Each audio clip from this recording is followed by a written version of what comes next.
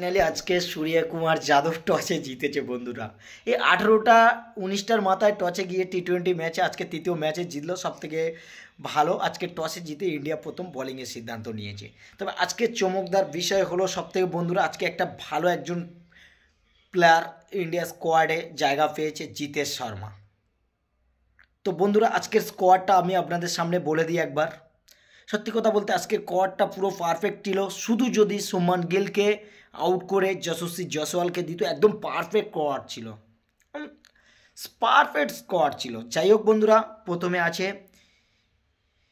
অভিষেক শর্মা, 2 নম্বরে আছে শুভমান গিল, 3 নম্বরে আছে সূর্যকুমার যাদব, 4 নম্বরে আছে তিলক বর্মা, 5 নম্বরে আছে অক্ষয় প্যাটেল, 6 নম্বরে আছে শিবম দুবে, 7 নম্বরে আছে জিতেশ শর্মা, 8 নম্বরে রয়েছে বরুণ চক্রবর্তী, 9 নম্বরে রয়েছে জসপ্রীত বুমরা, 10 নম্বরে ওয়াশিংটন সুন্দর, অর্শদীপ সিং। তো বন্ধুরা আজকের এটাই হলো ইন্ডিয়ার স্কোয়াড। তো আজকের ভেরি গুড একটা স্কোয়াড চুজ করেছে ইন্ডিয়ার টিম।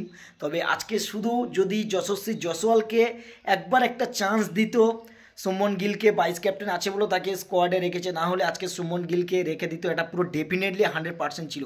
তবে বন্ধুরা আজকে চমকদার বিষয় হলো সঞ্জু স্যামসনকে সরিয়েছে, এটা ঠিক হয়নি। সঞ্জু স্যামসনকে ওপেনিংয়ে জায়গা দিলে সে আমি আশা করতাম ভালো খেলতো, কিন্তু তার এখনও ইন্ডিয়া ম্যানেজমেন্ট কোন জায়গায় তাকে খেলাবে সেটা তারা ঠিকঠাক এখনও করে উঠতে পারছে না। তাকে কখন 8 নম্বরে ব্যাটে পাঠিয়ে দিচ্ছে, কখন তাকে ওয়ান ডাউনে পাঠিয়ে দিচ্ছে, কখন তাকে 5 নম্বরে পাঠিয়ে দিচ্ছে, কখন তাকে ওপেনিংয়ে পাঠিয়ে দিচ্ছে। ভাই একটা প্লেয়ারকে তোমরা নিয়ে এমনভাবে খেললে একটা প্লেয়ার সে পারফর্ম করতে পারে না, তাকে একটা নির্ধারিত জায়গা দিতে হয়। যাই হোক, আজকের গৌতী দাদা তার পছন্দের প্লেয়ারটাকে আজকে স্কোয়াড থেকে বাইরে রাখলো। প্রথম দেখলাম হর্ষিত রানা আজকে বাইরে গেল। তা হর্ষিত রানা যাই হোক, আগের দিন 35টা রান করেছিল 37টা বল খেলে, যাই হোক আবার 2 ওভার 27টি রানও দিয়ে দিয়েছিল, তাকে আজকে বাইরে দিয়েছে। অনেকে আমরা ভিডিও করি বলি, কিন্তু গৌতম গম্ভীরের যে পরিকল্পনাটা আছে অ্যাকচুয়ালি 2026-এর বিশ্বকাপের আগে যে ব্যাকআপ প্লেয়ারগুলো রেডি করার জন্য প্রস্তুতি ম্যাচগুলো খেলা হয়, গৌতম গম্ভীর অ্যাকচুয়ালি সেটাই করছে। বাট ঠিকই আছে, কিন্তু একটা জিনিস বুঝতে হবে, তুমি যখন 3-4টে ওপেনার ব্যাকআপ রাখতে যাবে তাহলে তাকে সুযোগ দিয়ে দেখা নেওয়া উচিত, এটাই হলো মেন বিষয়। যশস্বী জয়সওয়ালকে আমি চাই ডেফিনেটলি তাকে একটা চান্স দেওয়া হোক।